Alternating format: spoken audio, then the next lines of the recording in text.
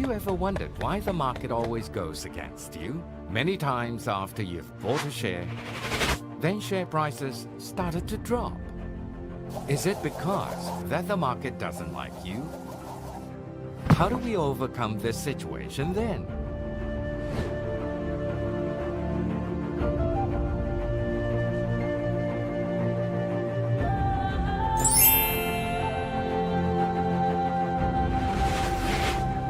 M+ Wiz, which alerts on potential entry for trending stocks, might do the trick for you.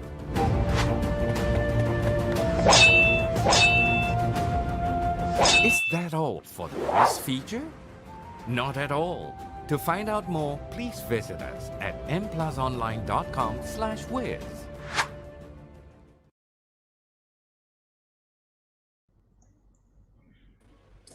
Hi, okay, we're live. Good evening to everyone in the audience. So I hope everyone is doing fine during this FMCO period, and once again, we're extended until God knows when. So, okay, if you guys can hear me, please type yes in the comment section below, so I can make sure the audio is all fine. And do help us to like and share this session, because it's something very important. It's a market out for the next quarter, so you can understand what's coming ahead. And I'm sure a lot of you are very anxious about tonight's topic. So please leave a comment below on your thoughts on what you're expecting to see in this next quarter, or even in the second half of this year. So let us know what you think about the market in the comment section below. Okay, so this evening we have with us once again our head of research, Louis, to give us some insights on what to look out for ahead. So Louis, I hope you're doing fine. Crazy week. Yeah, right now, I'm not too sure whether is it timely to call a recovery, because as just now Don has mentioned as well, the MCO has actually extended, and therefore the recovery might be coming in, but maybe at a delayed position. So we are trying to be safe, so we are staying at home. Hopefully everyone is safe as well at this juncture. I really hope that everyone is keeping their pace in their life.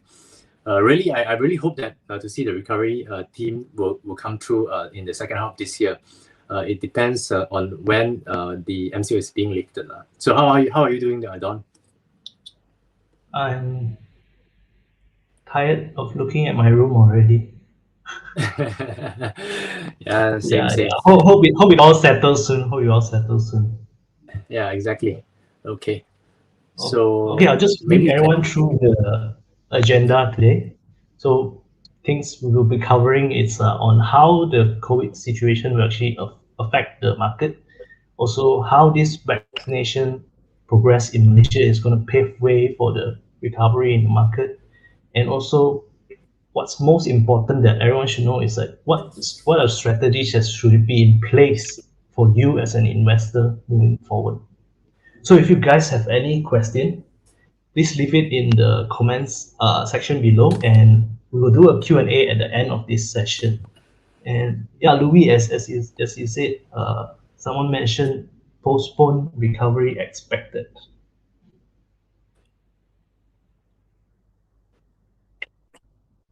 Louis, are you there?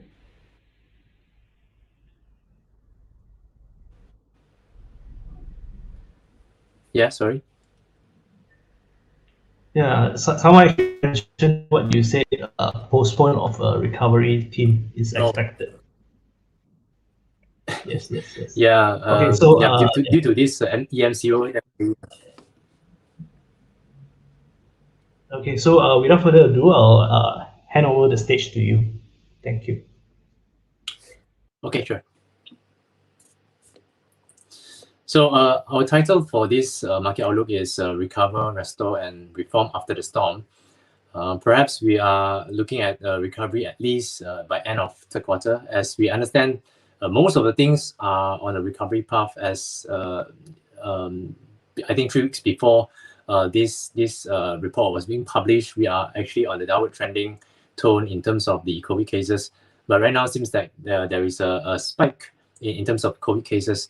So we really can't pinpoint too much on what is the COVID cases that is coming, coming through for the next few weeks. But for sure that the vaccination drive is speeding up. As of I think these few days, we are seeing at least above 150, 200 doses being administered in our population. So that is a very, very significant point where we can see further recovery in terms of that. Because once we get vaccinated, then perhaps we can go with our life moving from that point onwards. But certainly, you also can argue the other way to say that right now, the Delta variant is very strong, spreading faster than whatever the vaccine is able to catch up. So again, there are always two camps based on my experience. I mean, in market, bull and bear. I think in this scenario is whether the virus will win or the vaccine will win. So I am more hopeful at this current moment because in the US and various places, once they have hit the 50% or 30% to 50% of vaccination, we are able to see the business reopening activities and things like that. So we are slightly more towards the hopeful side rather than giving you a pessimistic outlook.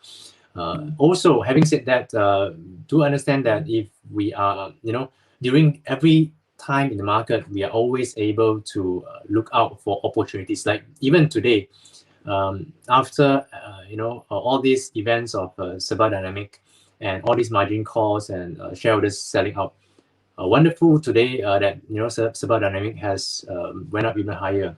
So maybe we can do a poll here to say that if there is any one of you would think that the Sabah, K-Power, and SCIB can continue tomorrow even higher, then maybe you can put yes. If you think that these three companies are getting lower tomorrow, then maybe you can say no. Okay, so let's see who will win tomorrow. Okay, so before we start, I just want to go through this just in case you have you are new to M Plus Online. Make sure you first of all open an account with us through this registration.mplusonline.com, and we have all these varieties of reports and also updates for you. M Plus blog, mplusonline.com/blog, and mplusonline.com/marketpulse. That is the daily routine update for the market direction. And also we have weekly market updates as well. That is on our Facebook page. We have it at 12:30, straight after the first session of trading. Then we will start the Facebook Live weekly market update. Normally, that will take around 30 to 40 minutes. And just to give you a brief idea of what is happening in the market at this current moment. And the other thing is weekly bites. Weekly bites is just some key points that throughout the week, what are we trading at, and what is the focus, and things like that. So other than that, we also have YouTube, and we also have other M Plus. We have M Plus Online TV. So if you are still unable to trade or whatever it is, you can call us, or you can contact us at support@mplusonline.com.my or PM us at Facebook. Okay, so we shall start with the market outlook. So just some disclaimer. Please get your advice from your brokers, and make sure you are making informed decision before deciding to buy or sell in the stock market. Okay, so I will go through some parts, a bit of business of COVID-19 situation. We are looking into mobility trends. We need to know what are the things in the market what are the things that will trigger market to buy ahead into the recovery tone. So the mobility trends is one of the data that I always watch out to see whether there is any movements in the population that turn into so-called more towards the supermarket, or whether where are they going to. So that would give us some idea of what is likely to happen, or what is likely to recover in the next couple of weeks. But these mobility trends will always be a lag data. but it's good to know where are the people hanging out and things like that. Okay, so then we'll follow through with third quarter market outlook and also third quarter strategy, and we'll focus on national recovery plan, PEMULIH, and also vaccination drive. That is the three main things that I would believe that would be one of the place that people are focusing right now instead of the COVID cases, although it's rising, but we don't see a lot of these glove counters are making a move yet. So basically, people are looking out of glove sectors at this moment of time. Okay, so then after that, we will follow by the sector and stock picks. Okay, so just to give some update on the daily new confirmed cases and although the chart is actually pointing slightly upwards because of the Delta variant, but we still believe that vaccine can continue to contain this virus and this pandemic, and therefore we are calling it buy into recovery tone. When you see when you see those indicators that is happening in the market is forming. So such as what I really want to see in the media right now, or maybe down the road 3 months later, is certainly the towards the travel borders being uplifted, the ban being uplifted, or the travel bubbles being initiated. So these are the keywords that I'm looking for in the stock market. So certainly you can see that when that happens, maybe it is too late to buy into those recovery stocks, right? So what you can do also is to try to look out for these Google trends. You can type in travel bubbles. Once the Google trends hit certain range, which means that people are looking at travel bubbles again and things like that. So that will be the time to buy into all these aviation and tourism counters. So I believe that recovery is definitely a place to look out for, just that the timing of it, when is it we are going to buy it. Okay. So other than that, we will talk about the vaccine program. So vaccine program is able to cover, as of this juncture, more than 100% of our population. So it's around 110%.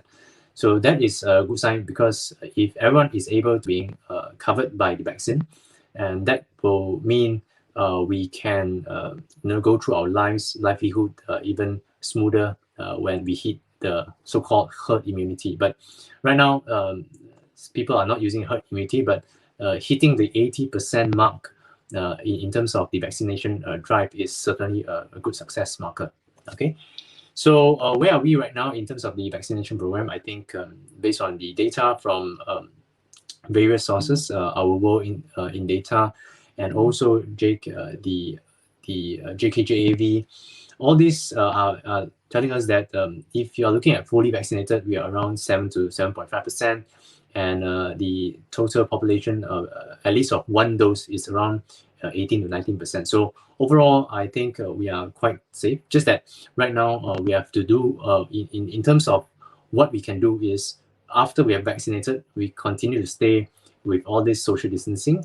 We continue to wear masks to reduce to break the chain. So breaking the chain is more important at this point. So try to fulfill all the SOPs when you are going out. So that is more important. So I heard a lot of cases that as the Delta variant is very, very powerful, that even by touch or without a touch, also it is able to infect the other people. So I think everyone should stay safe with all these SOP measures being used. Okay, so other than that, we are talking about these mobility trends. So why these mobility trends is so important is because if we understand that the people are actually moving around much more compared to during pandemic, such as this position, we are being hit by the pandemic, but right now it's going up higher and higher. So if this is the case, which means that they are going back to normal lives at this point of time, and in the US they have hit around 50% of population being vaccinated. So we can assume that once we hit that level, we are able to also move around. But bear in mind, I think the mask and also social distancing is still needed. Okay, UK is also went up above the baseline as well. Just that recently, it is also being hit by the Delta variant. So that is one part that people are actually fearful of. But Singapore is surprisingly slightly below the baseline. I think because of the vaccination rate is not until 50% yet, so that is still some gap in between. So coming to Malaysia, Malaysia is below the baseline and still below the baseline, and right now we are extending the FMCO or EMCO or whatever you call it. This is definitely not decent towards the economic activities, because if we are continuing the lockdown mode, which means that operational activities are being toned down in terms of economies activities, and that will actually dampen the whole recovery plan for Malaysia. I think our Minister of Finance has mentioned about the 2021 GDP forecast is around 6 to 7.5%. But at this point of time, a lot of economies out there are cutting their GDP forecast. I think below 5%. Some are nearing the 4%. With all this extended lockdown, it might also trigger further downward revision of this GDP forecast numbers. So I guess if we continue to be in this situation, then we just have to live with it, but we have to find places to invest our money in, because under lockdown mode or under a bullish without lockdown mode, it will certainly have good opportunities for you, just that where to find. So later on we'll talk about what is a good strategy to pinpoint towards if there is a continuation of lockdown mode, but also we cannot forget about the recovery team as well. Okay, so other than that, we also take a look at other sources of the mobility trends, such as from Google. Just now that one is from Apple. So Google also captured some data. So you can see that public transport is slightly higher compared to 2 weeks ago. The arrow shows that it is comparing to 2 weeks ago. What is the movements right now like? Okay, so you can see that retail and recreation is actually down. So it means that people are not going there. Perhaps people are using online online shopping and things like that to buy their stuff, and therefore there is a down, and also MCO is in place. So that's why retail and recreation places are continue to stay lower. And that is very weak, because it is negative 56%. So which means that last year itself, the baseline is 100, but right now it is near towards 44%. So that is how you read this data. A lot of people are going into supermarket, so that is telling you that people are buying stuff. People are buying essential stuff. Okay, so just to give you an idea of where are the places people are going to hang out. And also I also found out that the residential is actually down, surprisingly, because MCO, I thought that everyone would be staying at home. But after looking through the trends versus MCO 1.0, there is certain differences, such as some of the operation activities, business activities are able to cater at 60% operation level, compared to MCO 1.0 that is only 50%. And that is why you can see that recent clusters has been into workspaces, because of all these factories are still ongoing and all these clusters are being made. Okay. So GDP impact, I think is well understand that we have we definitely will hit a recovery this year, because last year was a low base, because last year everyone suffered the COVID-19 pandemic, and we have been through that, and we have done several rounds of lockdowns, and we are the actual figure for GDP is 5.6% contraction mode. Okay, so moving forward, definitely we are looking into a recovery, but whether it's 1% recovery or 2% recovery or 4% or 5% is up to you to guess. But generally speaking, compared to last year, definitely we are looking into a more positive stance this year.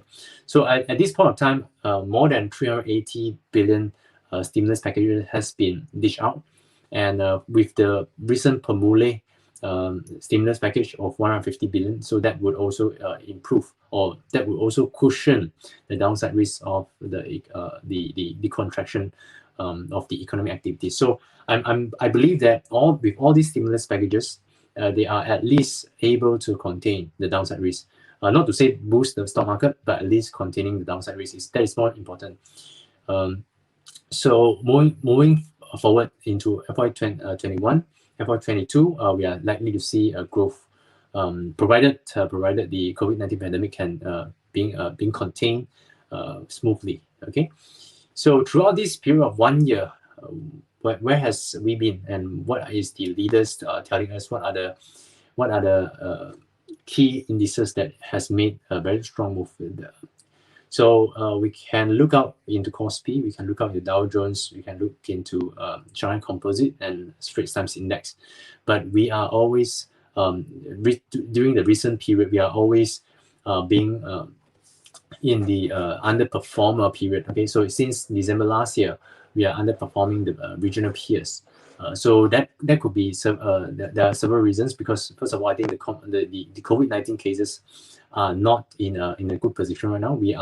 We were making good progress in 2020. Right now, seems like there are still some spike in cases. So that's why KLCI is always a reflection of the economy. So if KLCI is not able to perform, which means that the whole economy might be slightly weaker compared to the rest of the peers. So if we dissect into the Bursa Exchange performance, we can really see what is actually moving up and what is actually moving down. So I'm not so sure whether you all have been buying into technology, industrial production companies, or even transport and logistics. Those are the places that can still make some good, handsome money.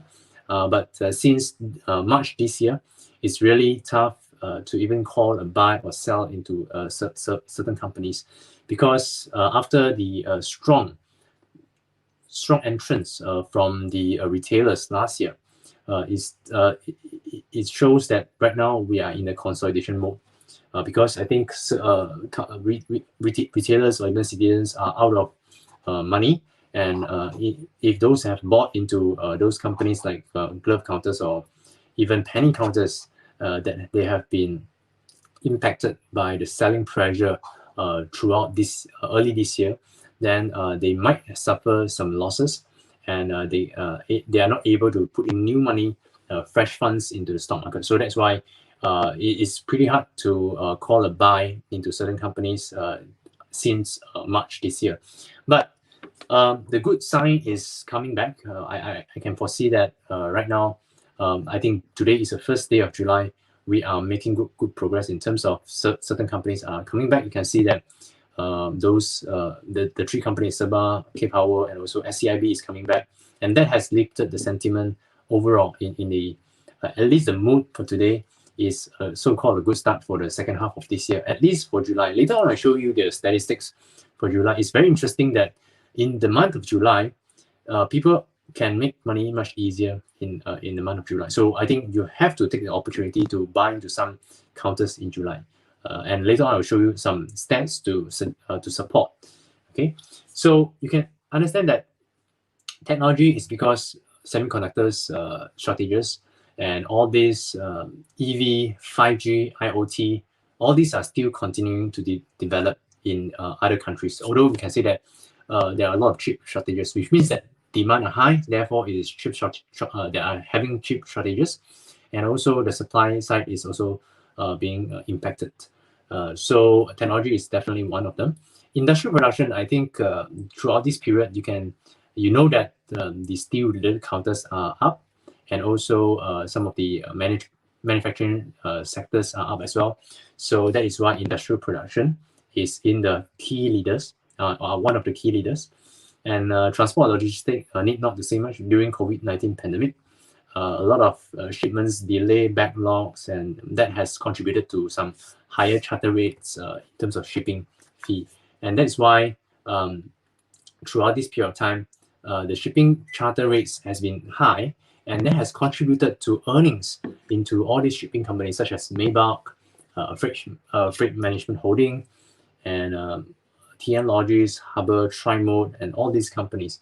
So I think based on my understanding of transport logistics, this is one of the key sector to look out for, because they are the core of the global economy. Without them, you cannot have any gadgets coming into Malaysia. You cannot export anything out. So shipment or shipping industry is one of the sectors that you have to really take note of during this period of time. Okay, so key laggards like plantation, construction, consumer, you can take some time before you buy into them. Maybe next 3 weeks to 6 weeks time.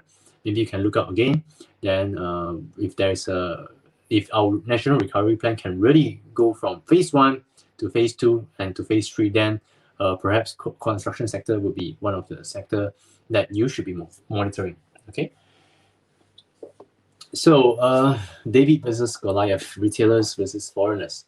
So throughout this period of time, that retailers are pretty strong in this year, as you can see that the year-to-date position is actually an inflow of around 8 billion. Oh, that is a very huge number.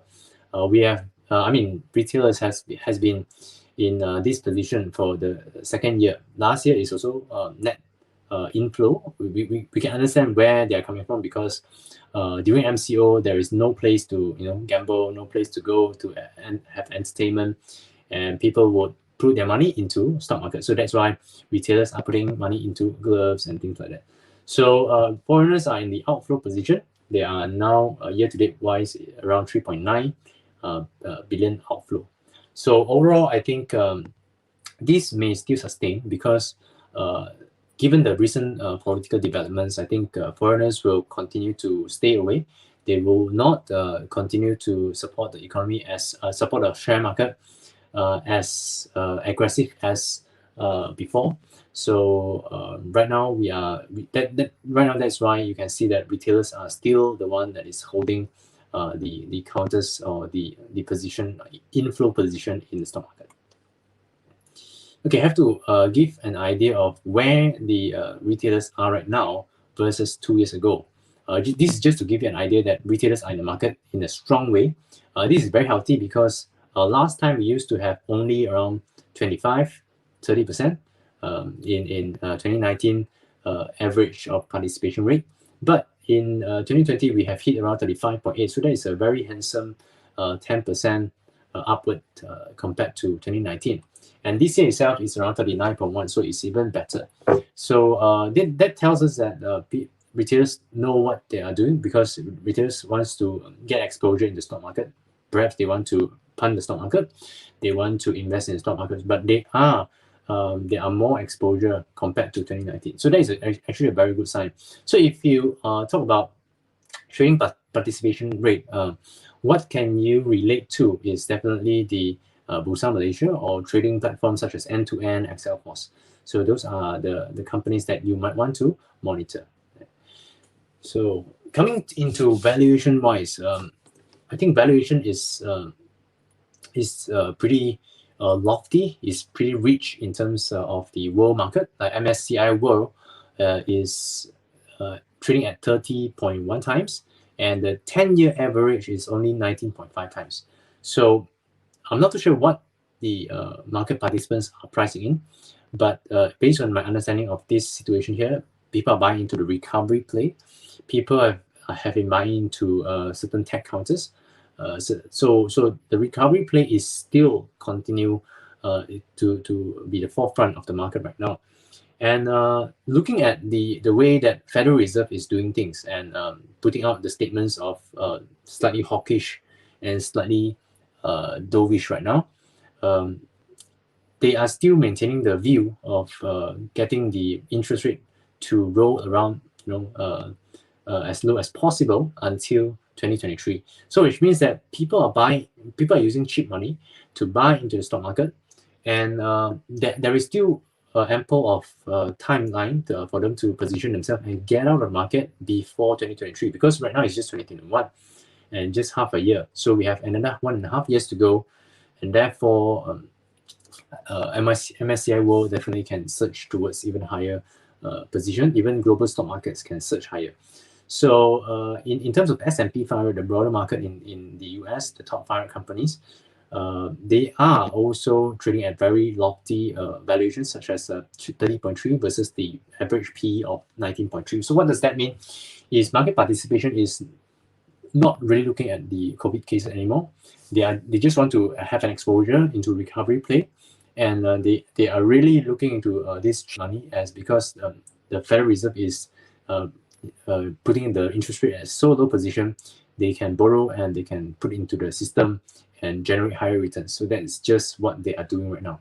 So again, when we are saying that when we are seeing this kind of situation where they continue to break new highs, people will always say that yes, it might be very fearful or might be concerning because they are not really able to. They are at a very high risk position. They might not sustain, and they might collapse very very quickly. Yes, I would say that there is always a risk in the market, but when you are looking at this kind of structure, this kind of the Federal Reserve tone right now, it is certainly good to involve at least a portion into the stock market. Okay, try to stay invested at any point of time, because every now and then there will be opportunities in the market. Okay, so far so good. Okay. Okay, great. I think everyone is doing well. If you have any questions, just put into the Facebook comments, or then I will try to pick up some questions here and there.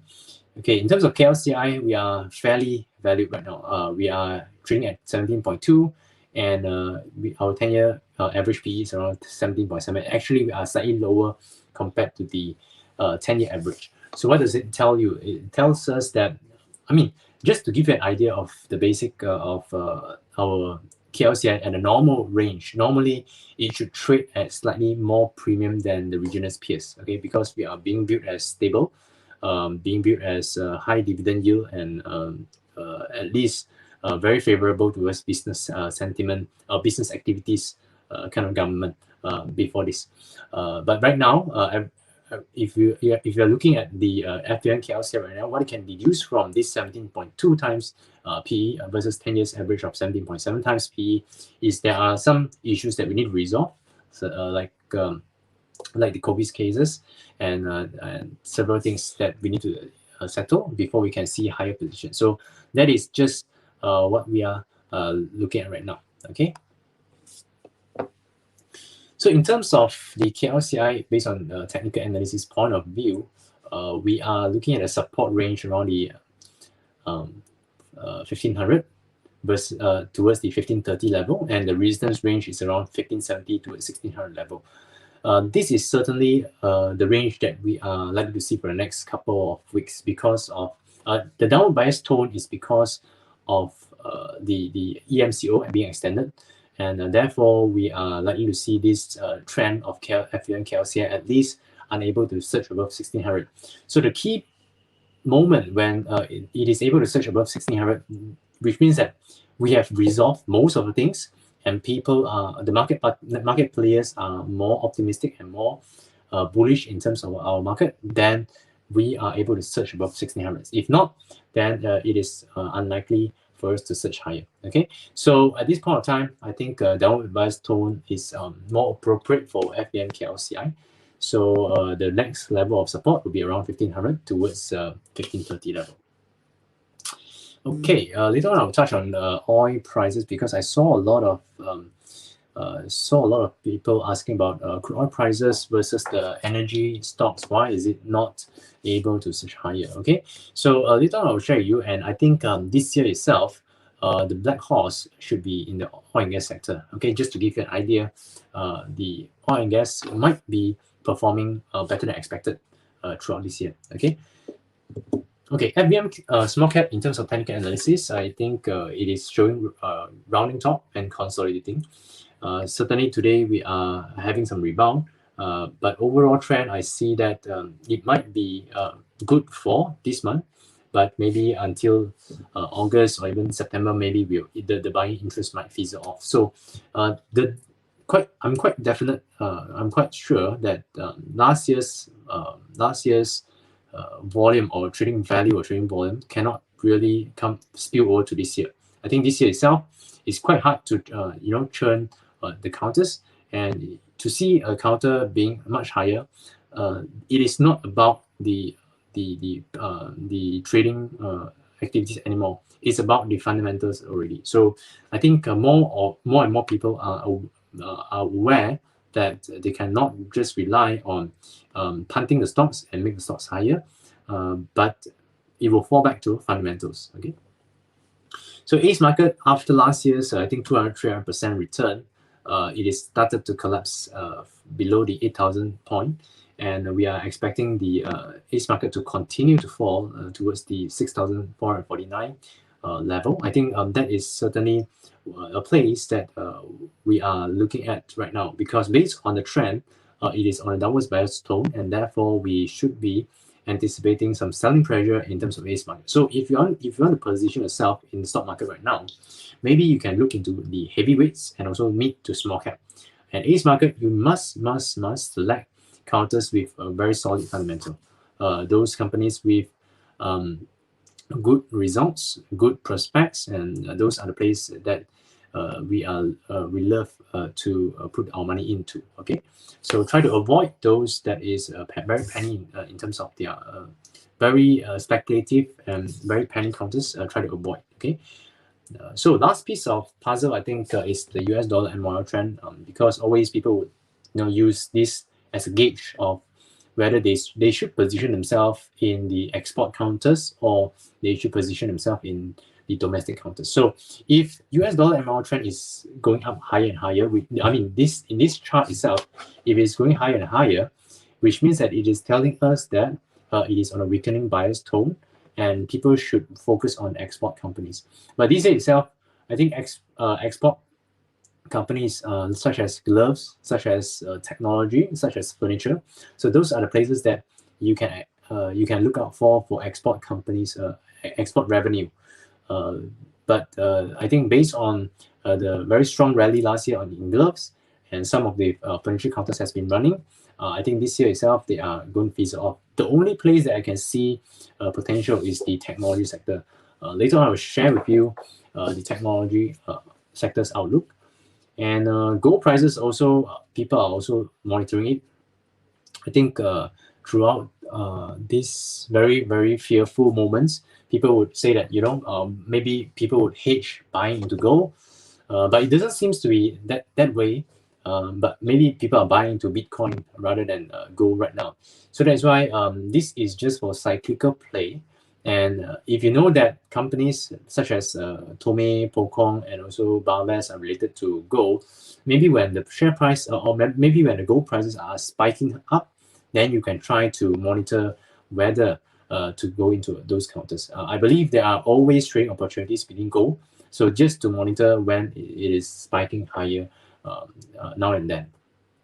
Okay, come to this gold price. So a lot of people are asking, what's your view on oil prices in second half of this year? And some of them has been also asking, why is it Brent oil prices has been hitting 75 but no significant movements in oil and gas counter? So I think oil and gas is dissected into a few segments. One of it is E&P, exploration and production, such as hibiscus. So if you want to understand if oil prices high, which company will benefit, I think straight away I will tell you that hibiscus will benefit, because it is when you drill up the oil, you sell the oil, you make money. So if it is higher, which means that they can sell higher price, and their fixed cost is always there. So which means that if they can sell higher, then the margins will be much bigger. So if you ask me, definitely it's hibiscus. But down the road, if second half of this year, when the Brent oil prices is able to sustain above 80, even to 90, even to 100, then a lot of companies will be able to get contracts, and that is where the more bullish tone will come in.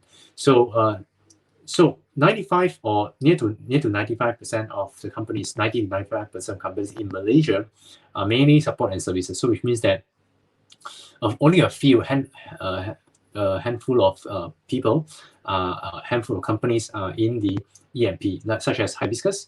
The next you can think of maybe is Rich Energy, Then the next one will be Supra Energy, and next one will be DNEX. DNEX is having the business segments under oil and gas as well. So if you want to trade when the crude oil prices is higher, try to trade on this hibiscus. I think that is the first highest correlation companies as of now. So based on the current point of time, Brent oil prices is sustaining above the 75 or 70 to 75 US dollar range. That is actually above the pre-pandemic level. So that is a very good sign that we are able to anticipate a stronger move in the second half of this year for energy counters. So I would say that right now, yes, they might not be able to trend higher, maybe due to several reasons. Energy index is also being impacted by supply dynamic selling pressure as well. So the overall trend in terms of the oil and gas counters are not as rosy right now because of several issues.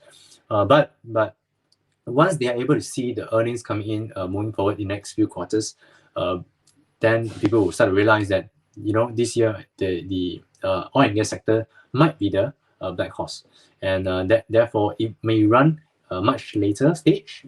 So just hang on there. I think try to pinpoint yourself using some technical indicators to go in and out. Okay. CPO prices is being hitting the range of around 3,660. I think today it went up higher due to the India able to import again, and all this are making the progress in terms of CPO into higher position. But one thing that you have to take note of, even though CPO prices has made multi-year high towards 4,500, but I think market players are looking at the ESG point of view of the plantation companies. So a lot of things are related to labor issues, and a lot of the parties are eyeing at the ESG as a main idea to invest. You must be having some governance or sustainability, and yeah, all these will impact the way that they are going to invest in the stock market. So when they are related, when they are using a lot of labors, so certainly it will trigger this kind of moments whereby the ESG is one of the issues and labor is one of the issues, and therefore they are not being invested as what they are supposed to be invested when CPO price is higher.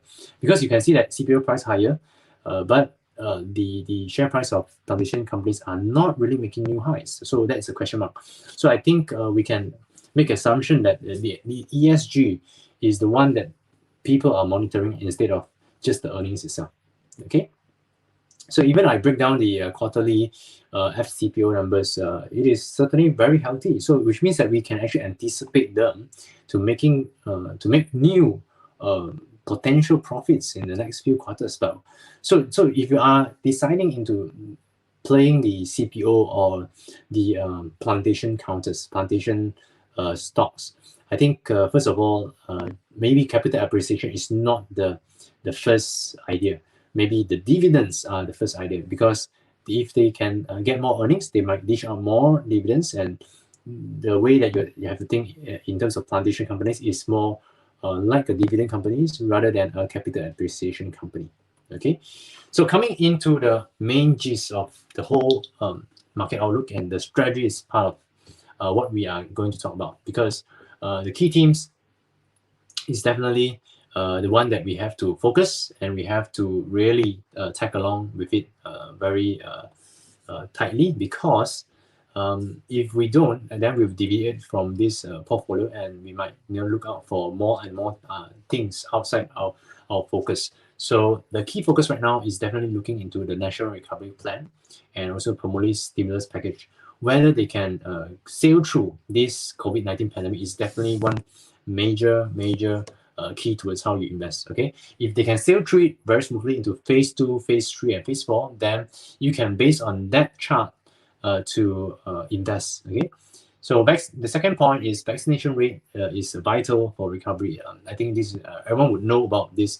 If we are able to vaccinate given the vaccine faster, then we will hit the 80% the marker.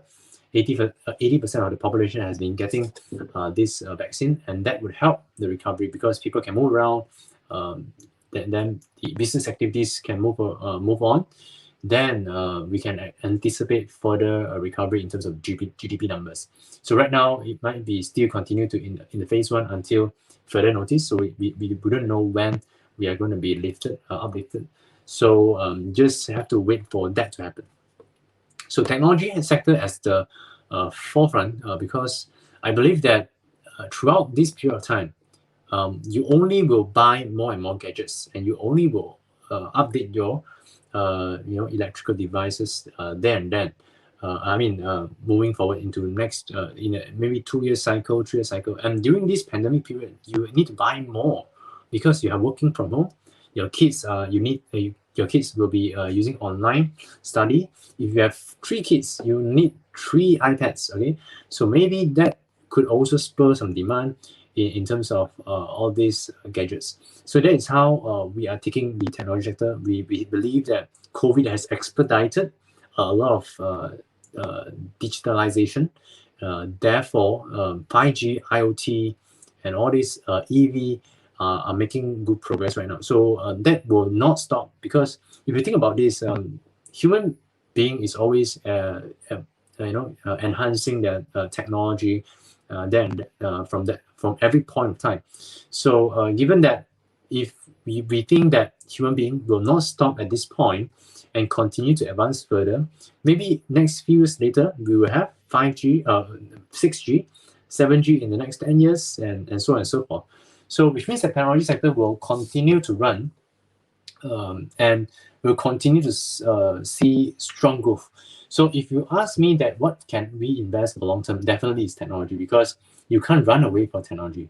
Okay, so I think if you have already a broader market of the technologies cycle, you just need to pinpoint to which company you have to buy into. And so that is just my view on technology sector. Plastic packaging on the rise. This is quite serious. I would say that during this pandemic itself, I have ordered more food takeaways, Grab deliveries, and things like that. And even I believe most of us has been shopping more, but not in the shop itself, but in online, and that it has contributed to a lot of plastic packaging demand. So if you think about this, if last time you only used like 1 bento box per week, but right now you are using 5 per week, so that has contributed to 5 times of more demand, right, in terms of plastic packaging. So think about that and try to use your consumer behavior and try to link it back to what can you buy in the stock market. I think plastic packaging is definitely one sector that no one can avoid. And I've been hearing this saying of plastic material is the best invention of the century. Nothing can replace plastic as of this juncture. Okay, so if that is the case, then I think by all means you can look into the plastic packaging companies. Okay, certainly it's not very healthy in terms of towards the environment, but you just can do your own part by recycling them. That is the only way to reduce the wastages. Okay, transportation and logistics, I think that is a core to the economy. We can't avoid that as well. So think about all these 3 sectors that I mentioned. These are the unavoidable stuff that you have to think about. Technology cannot avoid, plastic cannot avoid, transportation and logistics is the recovery core of the recovery, because without shipping, and that should the economy will not run, and it will fail at that point. So these are the 3 sectors that I believe it should and continue to outbeat the market moving forward. So try to monitor that. But recovery theme, okay, so these are talking about the discretionary part. You can take a flight, but you can also not take a flight. You can go to hotel, you can also not go to hotel. So recovery team is like you are betting on the recovery, and just trying to expose yourself into certain counters, and that is about it. The recovery team. There is no substance in terms of the need, the must, okay, must use kind of item. So but I would say that if the recovery team were to happen, these are the 2 main sectors that you need to monitor: the aviation and gaming, because without them it is because during COVID-19 pandemic, these are the ones that is being the toughest sector to trade because they are on the way down, and gaming is on the sideways and also a pullback mode right now. So, but again, I would say that once they hit the market with this recovery team, I mean, we have been talking since second quarter, but it didn't happen because of the COVID cases has been running higher. But if it happened, I think the revenge traveling team will come back very strongly. So I will foresee that to happen because people has not been spending for 1.5 years period, cannot go and travel. So when they can really travel, they will splurge and spend their money and everywhere in the world. So that is one thing that I will anticipate to happen. Okay. So next one is time for some key heavyweights. I think this is very important because banking. I think banking and also some of the heavyweights during this COVID-19 pandemic is very interesting that a lot of people are suffering and a lot of people made their fortune from this. And given that heavyweights are the ones that normally have the bigger bargaining power because they have the bigger cash portion on things like that. So perhaps if you can look into heavyweights and try to find out those companies with net cash position, they can do M&A exercise throughout this period of time. Is very interesting because you know that people are suffering. Companies might be suffering, but those companies that are having huge cash portion, they might end up eating up the other company because of their perhaps synergy and things like that. So that's why during these past few months, you have been hearing a lot of privatization. You have been listening to some M&A activities and here and there. Okay, so I leave it to your imaginations, but I think banking will be quite strong, given that they have weathered through the COVID-19 year, which is the 2020, with higher profits. So during the times that people are suffering, they are able to make greater profits because they are very conservative in terms of their loans and things like that. They manage to cut costs quite strongly and make it lean in terms of operation. And so that's why banking sector certainly is one of the places that you should put money into. Okay, some people have asked, what is the outlook for steel sector and what is the outlook for telco? I believe that these two are really cyclical. Right now, I still think that steel sector has a lot of opportunity because steel sector is also another core whereby when people have restarted the economy, first of all, the country will first of all think about the construction activities and infrastructure, like in the US. What is the first thing that when Biden won as president, what is the first thing that he wants to do? Infrastructure. So infrastructure spending is the one that can give you more multiplier effect in terms of economy. I think I saw some articles say that $1 that you spend in construction activities, infrastructure spending, it will generate $2 to the economy. So that is the impact of this. So overall, I would say that if we are taking a view that recovery will happen, and when construction activity started, then the steel sector will continue to remain strong. Okay, so they have been dire situation right now. They are not able to do that. So they might not be able to buy the raw material right now. So once they open up and 10 companies need to buy their raw material concurrently, so that's why the steel sector will continue to stay elevated when it reopens. And looking back at the supply and also demand dynamics in China said that they don't want to continue to produce anymore. So they want to reduce the supply. So it means that it contribute to higher demand, lower supply situation. So the steel sector can continue to outbeat the market. I think for next few quarters, it is certainly quite interesting to look out for. Okay, so so that's the key themes for this third quarter outlook. So looking at the National Recovery Plan, everyone knows that what is the compulsory threshold that we need to monitor. So first of all, they have mentioned about phase 1 to phase 2, it needed to go below 4,000 cases average daily. So I'm not too sure what are the average daily that they use, 1 week or 2 weeks. It depends. So if 4,000 cases, 7 days. So every day below 4,000 cases, then we can see it going to phase 2. But I would assume it will be a 2-week thing, because the COVID-19 is COVID variant is, I mean, the COVID infection so-called period is around 14 days. So if 7 days is already below 4,000, they will not straight away open up. They need to monitor for another 7 days, as at least 2 weeks, in order for this to happen. So you have a guideline of understanding if they are the daily cases are dropping below 4,000 for the next 2 weeks, then perhaps we can go into phase 2. So phase 2, then they will expand more lease, 80% workforce and things like that, and that would benefit manufacturing sector. So you have to think about this. Manufacturing sector will come in, and third phase will be 2,000. So another 2 weeks or 2 weeks, maybe 4 weeks. So that you can roughly calculate the timeline by yourself by using this two-week kind of formation. Okay, so so phase 3, that will be including more of this sports activity, education activity, and things like that. So that would mean more movement in terms of economic activities, and that would lift up the stock market. Okay, from that point. And fourth phase, need not to say, domestic travel and also domestic tourism. Okay, those are the things in the fourth phase.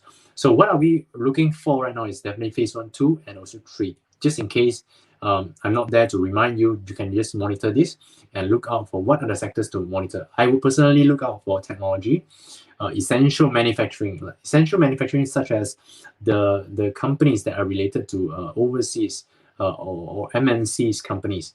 Those are the places that are essentials, because those are the key economic activities. So which means that they need to open up in order for country to survive, or at least country to have some revenue in terms of tax moving forward. So and second would be some consumer services, such as maybe my news, convenience store, and things like that. Fourth, transport and logistics. Okay, transport and logistics is definitely one of the sectors that I like as well. So into phase 4, then definitely is aviation and also tourism. Okay, so that would be the national recovery plan, and what are the sectors to focus on right now. Okay, so everyone get an idea, overview of what is to be looked out for. Okay. Okay, then we can move on to next one. Next part will be talking about PEMULIH stimulus package. I think this is just to summarize what is the package about, and how we are going to use this as to trade the stock market, and what are the anticipation of this versus the stock market. So if we look into the key highlights that I will focus on is, if we want to trade the market, we need money. So where is money? They might be coming out from iSINA, or the recent one is iChitra. Okay, iChitra is an EPF withdrawal instrument that we can withdraw up to 5,000 with a fixed payment of 1,000 per month. So it means that this will be able to, you are able to start to use this facility, and this will benefit, I think, around 12 to 13 million of members, these EPF members. So you can actually withdraw money, and where do you want to put the money into? Maybe you want to survive, you might use it in you might use it in retailer, such as buying day-to-day goods, or you might want to punt the stock market, so you can put the money into the market. So assume that 12.6 million of people are taking on money and to put into stock market. So that is a huge sum of money. And also loan moratorium, such as last year itself, we are also having that. This year, it will start on July 7th. So it's like coinciding with this situation of FMCO, more people are working from home.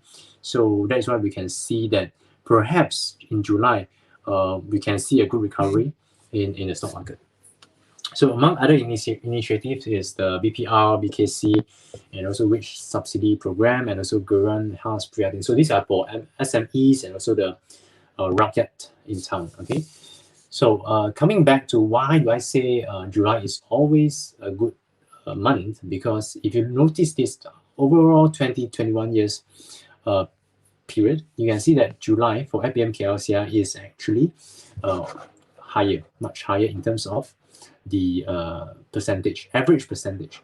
If you notice overall 21 years in May itself, you can see that it is in a negative performance. So which means that May is normally not a good month. So people will say sell in May and go away until when you have to come back in based on the statistics. July is the part whereby it should perform much stronger. So in this scenario, we also have seen the first day of July that is quite performing, and a lot of penny counters are have started to recover, and that is where you have to maybe trade some of these small caps and also some heavyweights from this point. Okay, so small caps 4% in July. Other than April, July is the next best month to trade on. You can see that overall over past 20 years in this view is certainly very decent. Okay, Ace market is also quite positive. Although just now the technicals are in a negative tone, it seems like it is one of the best months for over the past 13 years. So just try to put your money in on those companies that are very solid in terms of their fundamentals. They have earnings, only you put that money in. Okay. So in terms of technology, you can see that technology also one of the best months. Although throughout the year, January, April, July, October, December, basically these are the few months that are generating more positive returns compared to the rest of the year. So you can see that technology is much stronger in terms of when they run furiously and they run strong. And January, April, July, and December, maybe you want to put money in during that period of time. So August and September, maybe you have to take profit. So there might be weaker earnings being reported and things like that. So that's why August and September might not be a good month to invest in technology counters. So industrial products, similar case here. We out of 20 years, we have 2.646% in July. That is just telling you that perhaps there is a chance to look out for in industrial products companies such as manufacturing line, okay, such as EMS players. Those are under the industrial and services product and services sector. Okay, so transport and logistics, you can see it is also positive, but the data that we have is just 2 to 3 years, so it's not really that that powerful in terms of the data crunching. But we can say that July is a slightly positive month, but can't tell you anything out of that because just 2 years of data. But what I can foresee is that shipping industry is definitely the core of the economic recovery. So therefore, you can have an idea of if that is the case, if the shipping industry is the essential of the economy, then charter rate should continue to sustain. Okay. So yeah. Okay, so some of the sectors catalysts out there, you can look into technological shift in terms of 5G, demand for Internet of Things, gadgets, and also growing electric vehicle trend. So these are some of the ideas behind technology sector. You can't run away from these few sectors, few catalysts, and shortages of chips as well as the work from home trend. I think to persist moving forward. I think last few days I've seen some news related to some companies. I think one of the audit firms saying that you can work from home forever. So that could also be one of the idea that people work from home more, then they will be spending on more of gadgets instead. Okay, transport and logistics, shipping delay, shipping backlogs. Baltic Dry Index is the one I'm always monitoring. You can always Google this data, this index, Baltic Dry Index. They have been manageable. The trend has been sustaining above this pre-pandemic level and also towards 10-year high. So that is very interesting. During that period of time, it has jumped to 10,000. Right now, it's just around 3,005, I think. So it's the core of the economic recovery. Ports also were disrupted during this COVID-19 outbreak. So there are a lot of delays and a lot of charter rates being revised higher. So right now, they are recovering at full speed, but they still need to take 1 month to settle the backlog. So I think there are a lot of upside towards this shipping industry for the next 2 years. So you just have to monitor through this period of time. So yeah, just like someone has mentioned about paper packaging, I think both are actually hand in hand. Just that people understand plastic much better than paper, and I'm not too sure why as well. But generally speaking, if you are looking into some companies that has been performing, normally right at this point in time, I only can see that plastic packaging companies are performing compared to the paper packaging company. So I just believe that people understand plastics more, so that's why they buy into plastics companies more. Okay, so consumer behaviors have definitely changed. Online shopping is the one that is driving the higher demand. Takeaway, food delivery, so all these even courier packages, you are receiving all these courier packages. Those some of them are done by Tongguan. Okay, so some of the bento boxes are done by SCGM. So today SCGM has breakout, but today I wouldn't be talking about the SCGM, but I will talk about BP Plastic. Okay, pandemic beneficiaries. We thought banking sector was likely to end up in a negative or softer profits, but surprisingly they are making good progress in terms of the profit. So they managed to weather through much stronger. I think loan moratorium is not one of their concerns, and their loan profile, I think if talking about the loan moratorium, is just a little bit of their loan profile, maybe 10 to 15%. So it's not huge compared to the whole chunk of loans that they have been given out. So even outstanding loans growth was noticed in the first quarter. I heard about these properties units as are selling as hotcakes as well during MCO. One of the reasons I think is very crucial reason that people are buying property units is that they think that they really can't go out anymore and they need privacy in their lives. So they need to buy units, property units, right? And given the situation of we don't know when the travel is being reinstated, people will think that maybe I need to buy a unit right now. 3 to 5 years later, I still own a house and I have my privacy, and that is still good for me. So because they think that maybe after COVID they are being more cautious, they want their me time, me zone. So property is also one of them. So that is why that has translated to some loans growth. Loans growth is the key for banking sector. So even they are also paying quite decent dividend yield. So you can look out for maybe Maybank, Hong Leong Bank, Public Bank for exposure. Okay, building material. This is I think just now we have mentioned.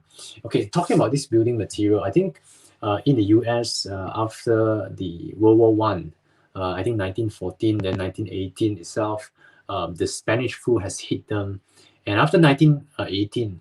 They called this because Spanish flu hit them, and they need 2 years to recover. And after that, they have been high flying for 10 years for growth. Why they call this 10 years the Roaring 20s? If you can search online, you just Google it. So what they do is after the Spanish flu, which is the health pandemic that killed I think 1/3 of people or 2/3 of people. I forget about the stats, but definitely it's after the flu. And they are calling that 10 years the Roaring 20s. So the Roaring 20s ready for 10 years in terms of the growth. So one of the places that they are spending money is definitely the infrastructure spending. So talking about that and coming back to the 2020, we have also been hit by the COVID-19. And we are nearing 2 years of combating with the health pandemic. And I believe that if they want to make sure that we can continue on with the economy moving forward, I think the only way most of the countries are spending money will be in the infrastructure spending. So that is why, as if the infrastructure spending is there for the next 10 years, or at least 5 years, I would say at least 5 years, the building material, which is a proxy towards construction sector, will be seen as a strong sector for the next 5 years. So you can use this scenario in 1918 after that 10 years to put it back into our context. So I'm just giving an idea that we should be looking into infrastructure spending and to boost the economy, and that should also boost the building material. Okay, so recovery team. this you can put it into phase 4 just in case it hits you much faster. Then you can look out for aviation and tourism companies to invest in. The keyword that I'm looking for in the stock market or the media would be travel bubbles or travel borders being uplifted. Okay, so travel borders ban being uplifted, or travel reinstated and things like that. So this would be one of the key points. And also vaccination rate, once it hit 80% or 50%, maybe you can start looking around for looking at the travel what do you call it, travel passport, COVID-19 passport. So that would also be one of the key idea behind the recovery team. Okay, oil and gas, I think so this one I think is a black horse, which a lot of people think that right now is definitely Brent oil prices is higher pre-pandemic level. Why is the oil and gas sector not recovering? I think situation wise, they have not seen a good first of all good 2 quarters of good results yet. So maybe wait another few more weeks or quarters, and once there is a good pickup in terms of the price action, I think it would go up. In terms of oil and gas, first of all, I would go for the what do you call it, the hibiscus, because that is a direct play. It is definitely a direct play. Once if Brent prices can sustain above 80, 90, then that will translate to higher earnings, higher position for hibiscus. So hibiscus is one of them that you can actually monitor. So contracts will also be dishing out once market environment stabilizes. So just to wait for the good recovery team down the road. Okay. So coming to the very important part, which is the sectors and stock picks, we have under technology sector, Frontcan, Great Tech, Kobe, KGB. Okay, transportation and logistics, AirAsia, airports, Maybach. So these are part of the aviation and also shipping industry, and also airport is aviation. So also recovery play that we think there is a chance. But once where is the time to enter? When is time to enter? That is more important. Okay, plastic packaging. You can look out for BB Plastic. You can look out for SCGM. You can look out for Tongguan. You can look out for Scientex as well. Okay, construction sector. I think AME is pretty interesting. AME and also Jax Resources. Jax Resources, we have initiated this company. We think the power plant in the Indo-China area is very attractive, and they might be having good, handsome recovery income. Just that other segments are dragging the overall profits down. But overall trend is very decent. Yeah, overall trend of the earnings. What I mean is earnings is very decent. Gaming industry. This is under the tourism gaming sector, which is under recovery team.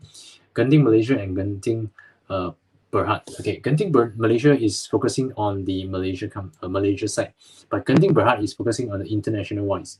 So if currently we are continuing the EMCO, so my choice of selection of this tourism company is definitely Genting. Okay, because in the US side and the UK side has started to reopen gradually.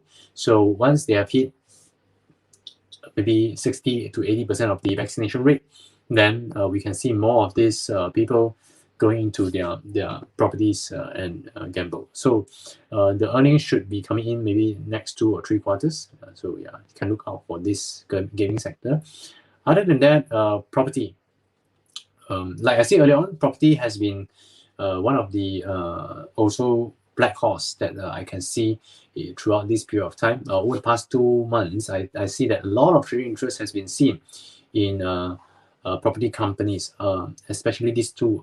I mean, one EcoWorld and EcoWorld International. Mainly, I think they are having a very good dividend payout right now compared to 5 years ago. I think last time was around 0.5 cents. Right now, is they're able to pay 2 cents per annum. So they are increasing their profits. So in terms of this, you can also use that similar idea of Genting Malaysia and Genting Berhad. You can try to position yourself in EcoWorld or EcoWorld International if you want to have the international exposure. Okay. So banking, just like I mentioned, Hong Kong Bank, Maybank, Public Bank, that is some of the names that you can actually look out for. Building materials, Astino and Oka. Astino is always good because they are having uninterrupted profits over the past 18 years. This is a family-owned business in Penang, and recently we have also having some non-rated reports on them, and they have been making good progress in terms of their earnings. Just that this round MCO has been hitting them, but next round, I think if they are able to sustain through, and orders are putting into next quarter and so on, the delay in terms of the recognition of earnings, then the next few quarters would be certainly a place that you want to go in again before the results. Okay, OCA is related to cement, and they are always also good because of their dividend policy. They are always paying dividend throughout the years. Okay, despite good years, bad years, they also paid dividends. So I think they are quite sustainable. Net cash company. Okay, another dividend stocks you can look out for is all these related to, I would say that all these are related to consumer goods, consumer products companies. These are having strong dividends. Apollo recently announced 25 cents dividend. If you put it together in the financial year term, it's around 9.0% dividend. Okay. Hi-O is also providing, I think, 5%, Julian 4 to 5%, Penami also same thing. I think Jacob, BAT, Ujitech, all these are paying very, very decent dividends. So if you want a passive income of just getting dividends, I think these are some of the names that you can put it in, okay, into your portfolio. And the last sector that you can look out for is the oil and gas, which is Hibiscus. I think Hibiscus certainly is healthy.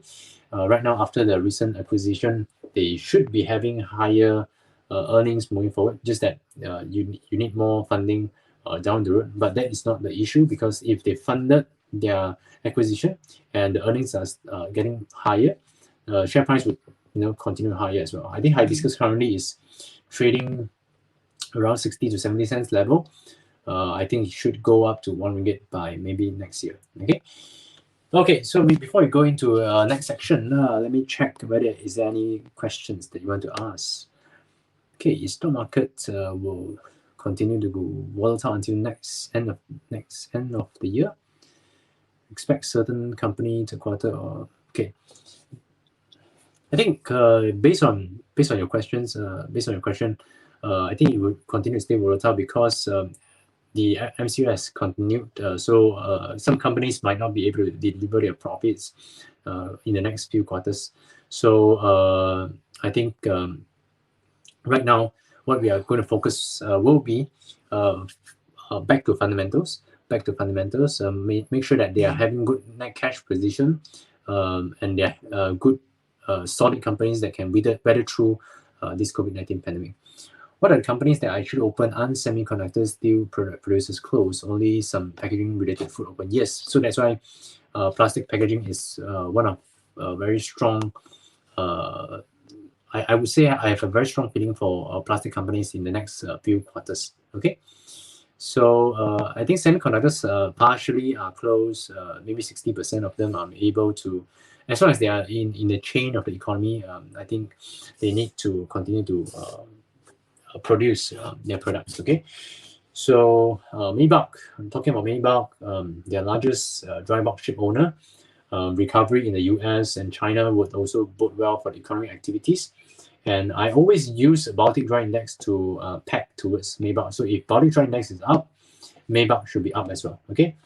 And the other one is Maybach has turned profitable this quarter because of the increase in charter rates. So I think the charter rates will sustain at least for 2 quarters or 3 quarters. I don't think it will fizzle off so quickly.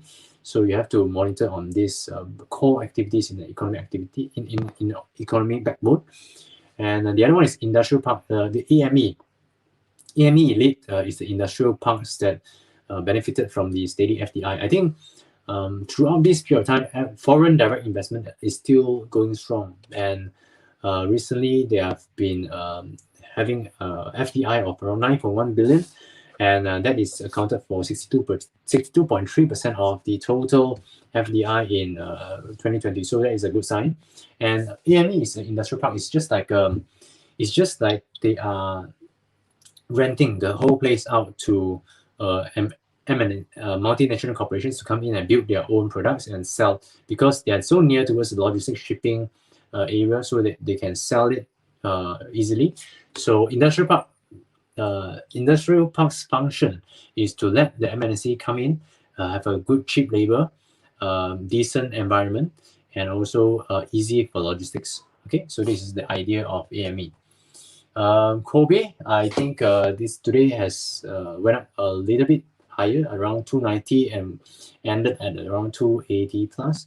I think Kobe is a decent tech company that has been growing for 5 years. If you look at their annual report, they've been growing for 5 years. So I don't see any downside to it. Just that they have some property investment, but it's very minimal. Overall charting pattern is decent. They are likely to break out 3 ringgit towards the 3.82 cents level. Okay. Margins wise also increased from 4% to 16%.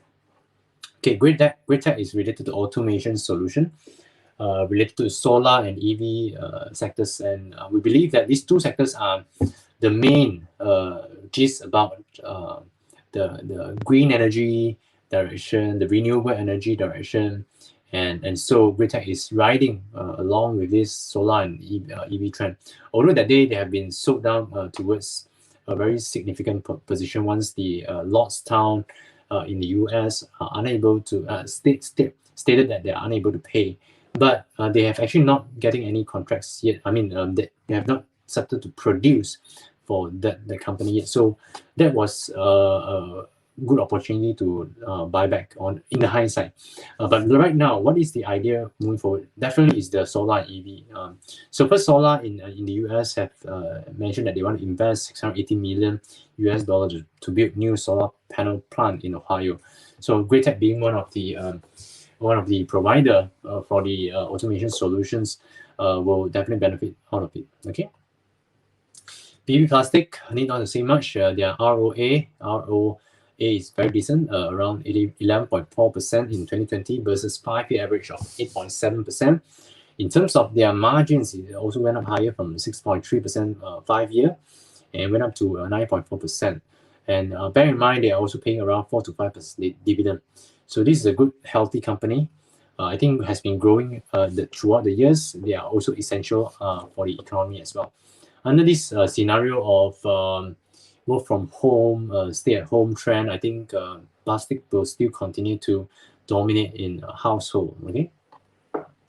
KGB, ultra high purity specialist that backed by these multinational companies, which is related to semiconductors. So these are some of the when they are doing their processes in terms of their semiconductor, they use ultra high purity UHP as one of their material under one of their processes.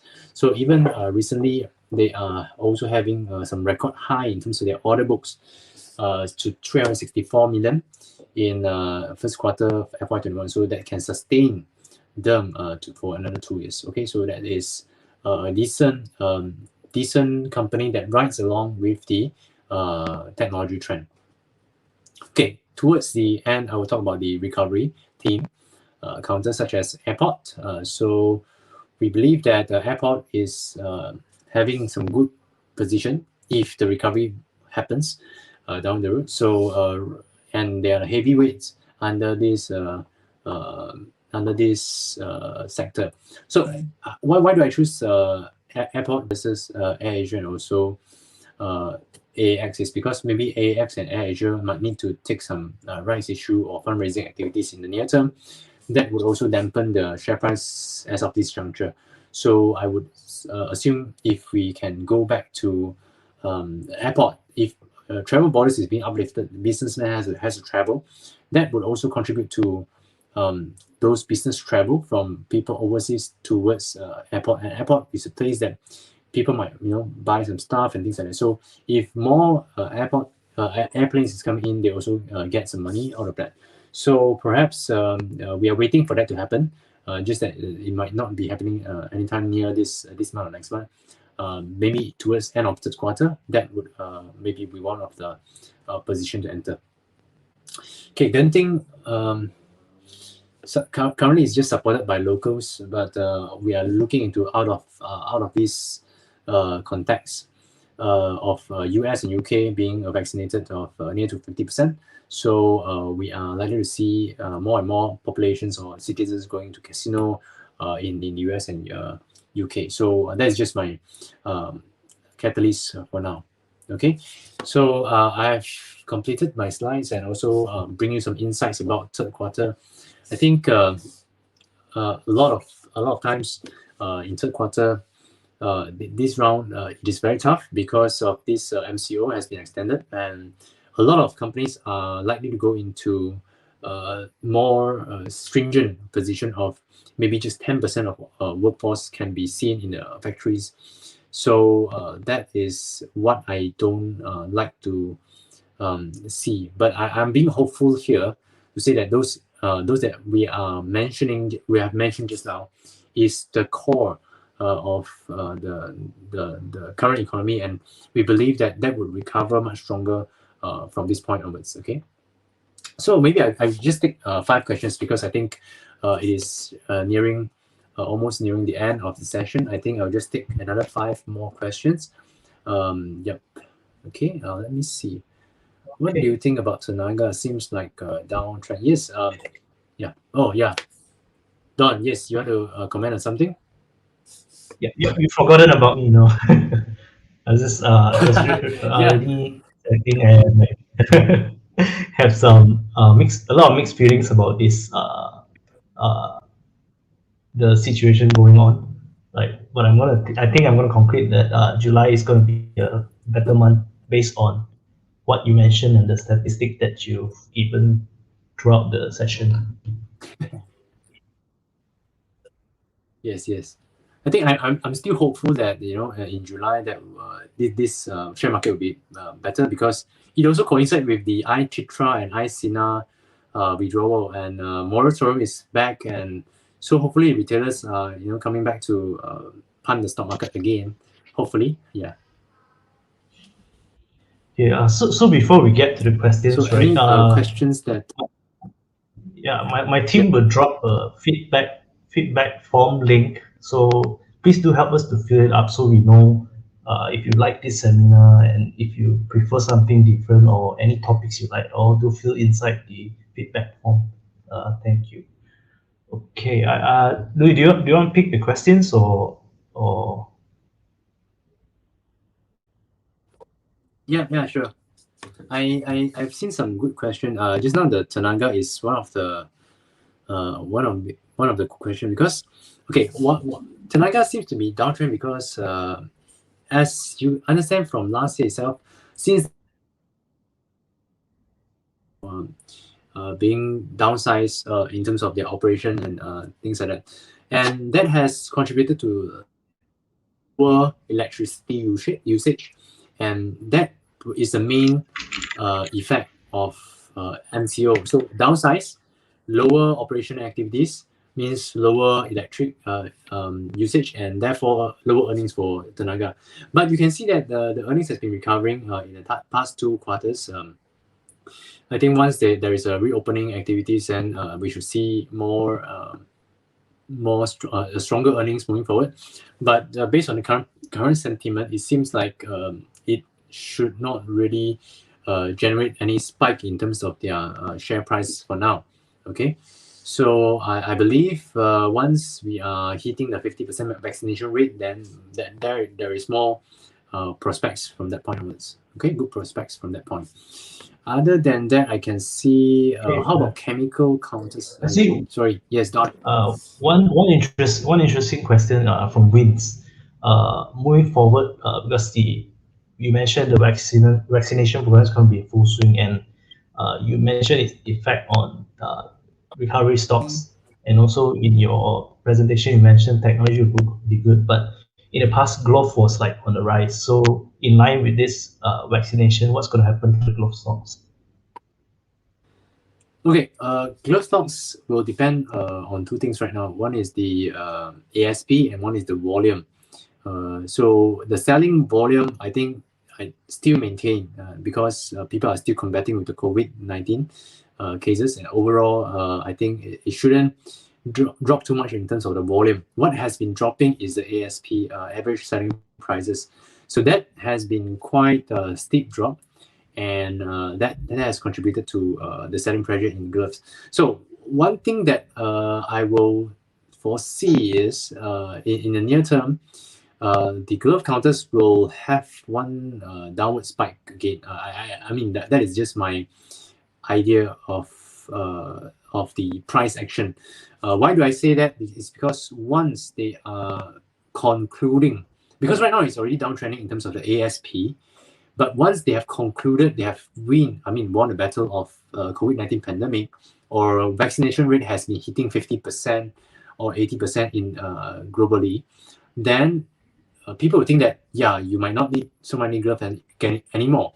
So ASP has dropped throughout this period of time, and then sales volume will also drop from that point onwards.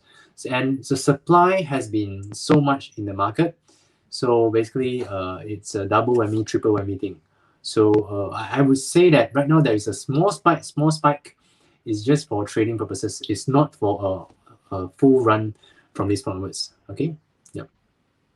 I see.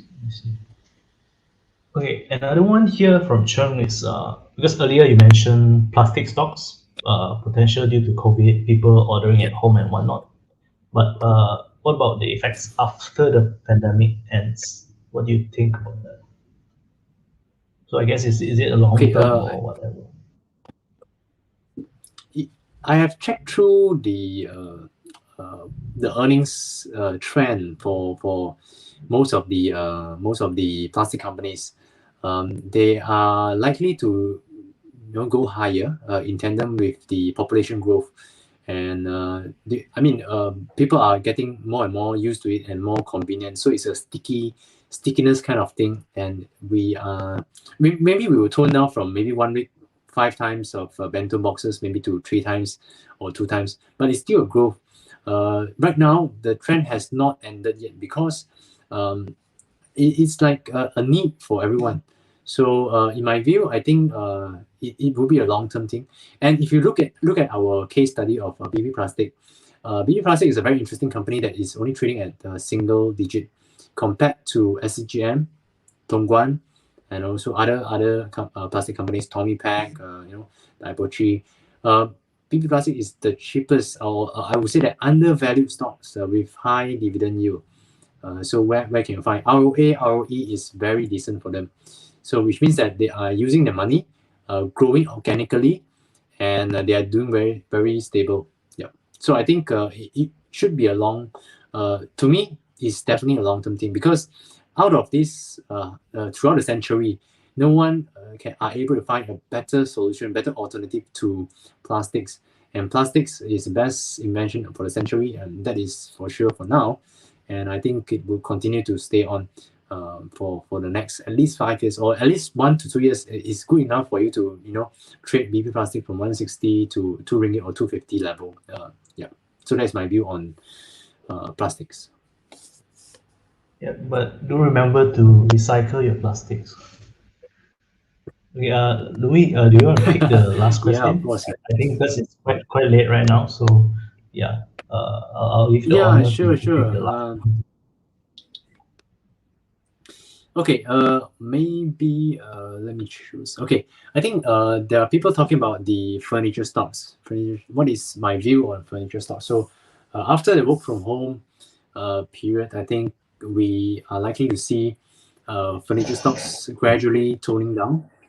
During work from home period, people have ordered a lot of maybe beds, desktop, desks, and all these very comfortable cushions and sofas. But that is always a one-off. So moving forward, I think it would tone down. Furniture stocks are likely to turn more positive from this point onwards. So basically, it will hold there. It will not generate extraordinary profits like last year. And we should see slowdown growth. But in terms of furniture counters, they are cash rich, and also they are high dividend counters, such as Jacob is one of them, Lihan is one of them. So I mean, if you want to just play on dividend counters, you always can look into these few companies. Okay, so I guess that would be it from my side. I've come to a final question already. Yeah. Now back to you, Don. Yep. Before we wrap up, one last question from me. So there were a lot of information you provided right throughout the whole session. So, but if you got any with like a few sentence of advice for our audiences here today on the current market and what's coming ahead, lah.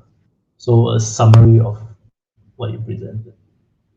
Okay, I think just to summarize, I will put it in a very easy term. I think July month is a good month. People should put their money into the stock market, and based on what negative news have been seen over the past 2 months, be it the COVID cases, be it the SEBA dynamic cases issues, and all these factors. Right now, I think the likelihood for negative news are smaller. Chances of positive news will be higher. So July month should be a good month, and focus on this core for the economy, such as what I've mentioned, the technology sector, the essential manufacturing sector, and also some of the transport and logistic companies, because they are the core for economy. Recovery will need them. Without recovery, also you need them. So that's why these are the core. And recovery team will come maybe after this phase 3 or phase 4 national recovery plan.